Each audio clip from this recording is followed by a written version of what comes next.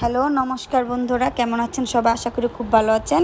আজকে একটা নতুন রেসিপি নিয়ে এসেছি, সেটা হলো একাদশী উপলক্ষে সাবুর রুটি।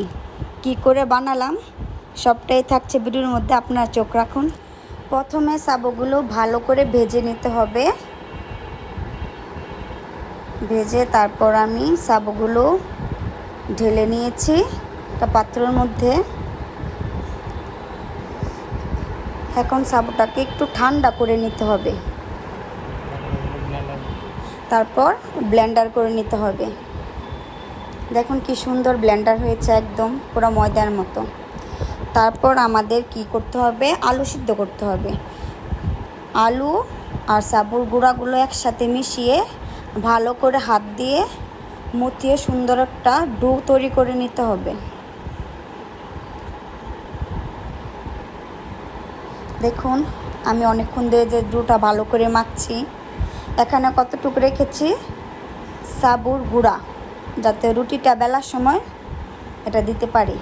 এই যে দেখুন কত সফট হয়েছে, সুন্দর হয়েছে।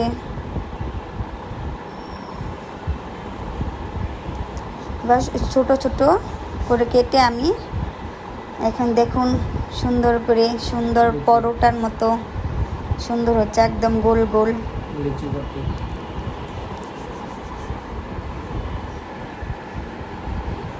একদম সফট নরম।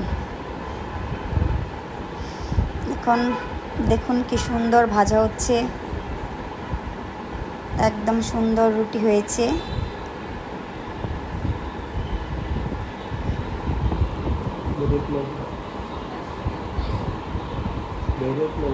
রুটিগুলো দেখুন কত তুলতুলে নরম, একদম সফট, সুন্দর ভাজা হচ্ছে, তাই না? রুটিগুলো একদম যেমন ময়দা দিয়ে বানানো সেই রুটি।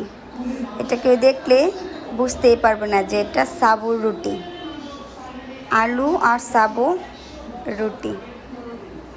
দেখুন রুটিগুলো একদম সুন্দর করে ফুলছে বলের মতো করে।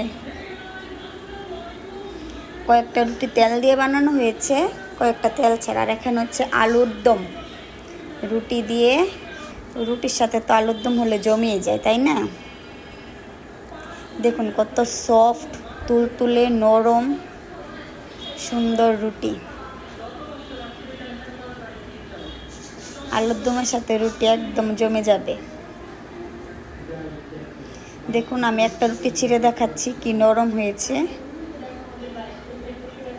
সফট নরম, খেতেও খুব মজা।